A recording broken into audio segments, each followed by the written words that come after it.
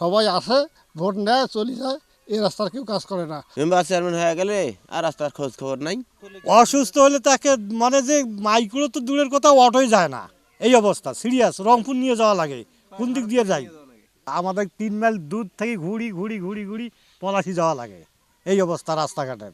এটা আজকেন তা সে কয়েক বছর থাকি, কিন্তু এটাকে আমাদের কেউ চোখ দেয় না, কিন্তু নেতা আছে অনেক। রাস্তাঘাটে কাদা জমিয়ে থাকে, পানি জমিয়ে থাকে।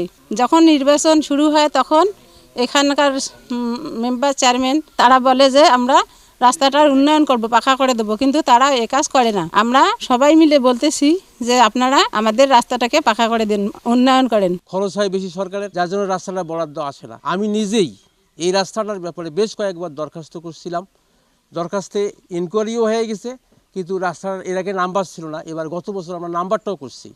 তাই আমরা বহুদিন থেকে চেষ্টা করতেছি, রাস্তাটা হচ্ছে না। আমরা আশা করব এবারের জন্য রাস্তাটা হয় এবং রাস্তার জন্য ভালোভাবেই হয়, আমরা এটা আশা করতেছি। আগামীর অগ্রগতির ভিত্তি আনোয়ার ইস্পাত, স্ট্রংগেস্ট স্টিল সিন্স 1978। এই সড়কটি ইতিপূর্বে আমাদের এলজিডির রোড ইনভেন্টরিতে অন্তর্ভুক্ত ছিল না।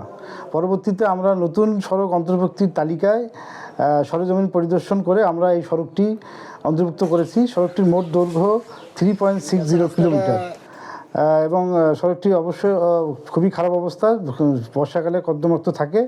তাই এটা আমরা এই নতুন অন্তর্ভুক্তির তালিকাটি জেলা প্রশাসকের মাধ্যমে আমরা স্থানীয় সরকার মন্ত্রণালয়ে প্রেরণ করি।